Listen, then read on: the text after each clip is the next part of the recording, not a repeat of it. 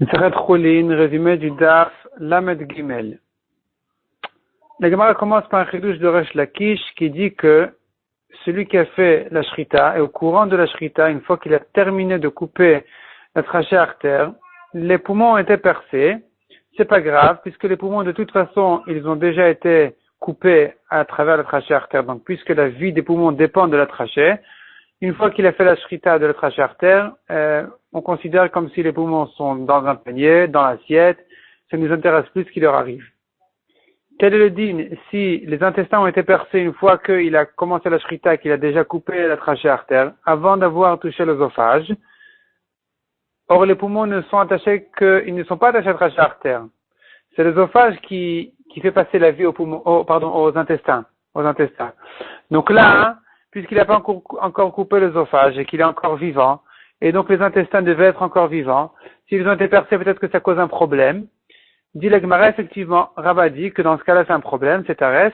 Rabbi Zera n'est pas d'accord. Il dit au début que non, quelle est la différence? Si un trou dans les poumons ne te gêne pas une fois qu'on a commencé la shrita, tu ne devrais pas être gêné non plus d'un trou dans les intestins. Et lui ne fait pas la différence entre les poumons et les intestins, à savoir que les poumons sont attachés à la trachée qui a déjà été coupée, alors que l'œsophage en donne la vie aux intestins. Et tant qu'il n'a pas été coupé, il devrait être encore vivant et pas être percé. Donc là-bas, on devrait dire que c'est taref. Rabbi Zera ne fait pas ce chidouk-là, ne pense pas à cette chose-là. Après, la Gemara ramène une preuve que peut-être que Rabbi Zera a changé d'avis, a été d'accord de lui faire cette différence. La Gemara repousse cette preuve, donc on ne sait pas ce que Rabbi Zera a changé d'avis, oui ou non. Ensuite, la Gemara veut apprendre de ce chidouche du Resh Lakish qui considère qu'une fois que, au courant de la shrita, la trachée artère était coupée, on considère comme si tout ce qui était attaché à la trachée artère, donc les poumons, c'est comme s'ils étaient posés dans un panier, c'est comme s'ils avaient été complètement détachés de la bête. D'après ça, on devrait dire que les intestins, qui sont attachés aussi à la shrita, l'œsophage, c'est lui qui donne la vie aux intestins. Donc, une fois qu'il a coupé l'œsophage, les intestins sont considérés comme si ils étaient retirés de la bête. À l'instant où on a coupé l'œsophage, c'est comme si on avait retiré les intestins de la bête, et donc, on aurait un problème peut-être de verminachai, on ne peut pas les donner à un goy, parce que la bête est encore vivante, même après la shrita, elle est encore un petit peu vivante, elle a encore un peu de vie, elle s'agite beaucoup, et les goïms qui ne sont pas concernés par la shrita, il faut pour eux qu'elle soit totalement morte, la shrita n'est pas suffisante pour considérer que la vie est sortie de la bête, donc, pour les juifs, il n'y a pas de problème parce que dès qu'on a fait la shrita, on considère comme si elle est morte. Mais pour les goïms, ça devrait peut-être causer un problème. La Gemara ramène dessus une marloquette. Donc, la marloquette, la marloquette, elle est aussi bien en ce qui concerne les intestins que dès qu'il a fait la shrita, est-ce qu'il a le droit de prendre un morceau de viande, d'attendre que la bête meure et de le donner à un goy, oui ou non. Si je considère que la shrita est suffisante même pour un goy, je considère qu'à partir du moment où on a fait la shrita, la bête est morte, c'est bon même pour un goy.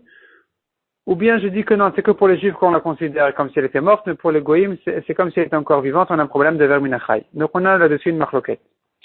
Ensuite, la Gemara dit celui qui fait la shrita et le sang n'est pas sorti, c'est quand même kasher, et il n'y a pas de problème non plus de touma, c'est-à-dire puisque le sang n'est pas sorti pour rendre apte la viande à recevoir de la touma, eh bien il peut donc manger cette viande-là avec des mains impures. Selon Rabbi Shimon, dès qu'on a fait la shrita, ça rend la viande apte à recevoir la touma. La Gemara revient à Tanakama et demande, je comprends de notre Mishnah que s'il y a du sang qui est sorti au courant de la shrita, on ne peut pas manger cette viande-là avec des mains impures. Or les mains impures ne sont que shniyot, deuxième degré. Et quand un deuxième degré de touma touche des choulines, comme la viande de notre Mishnah, eh bien, ça ne cause aucun problème. Les choulines ne sont pas tamés. Donc, quel est le problème de manger avec des mains impures de la viande de choulines? Répond la Gemara, première réponse, il s'agit ici de la viande de maaser, donc de la viande qui était achetée avec l'argent du maaser chéni. La Gemara repousse cette première réponse. Deuxième réponse, dit la Gemara, il s'agit de mains qui ne sont pas de deuxième degré de touma, mais premier degré de touma, comme Rabbi Shimon ben Elazar qui pense que ça existe.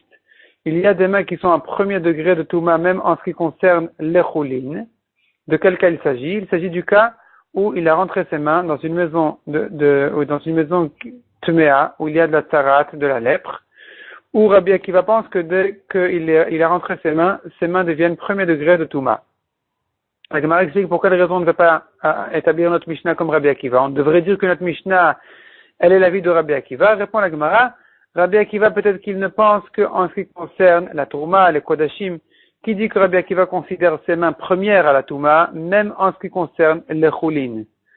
Et la Gemara ajoute, malgré que Rabbi Akiva pense que même un deuxième degré de Touma, il est métamé les Choulin, donc on aurait pu tout simplement expliquer notre Mishnah comme Rabbi Akiva. Les mains impures qui sont un deuxième degré ne peuvent pas toucher la viande, parce que la viande deviendra troisième degré selon Rabbi Akiva cette année, même dans les Choulin.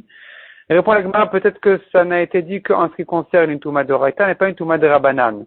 Dans une Touma de Rabbanan, peut-être que Rabbi Akiva ne pense pas, peut-être qu'il est d'accord qu'il n'y a pas un troisième degré de Touma dans les Choulin. Donc il ne nous reste plus que Rabbi Shimon ben Elazar qui dit clairement que les mains sont considérées comme premier degré de Touma, des fois, comme dans le cas où il les a rentrées dans cette maison-là, de Tzarat, où là ses mains deviennent premier degré de Touma, et c'est pour ça qu'avec ses mains impures, il ne peut pas toucher cette viande en question, parce que la viande elle deviendra deuxième degré, qui selon tout le monde est considérée comme tamé.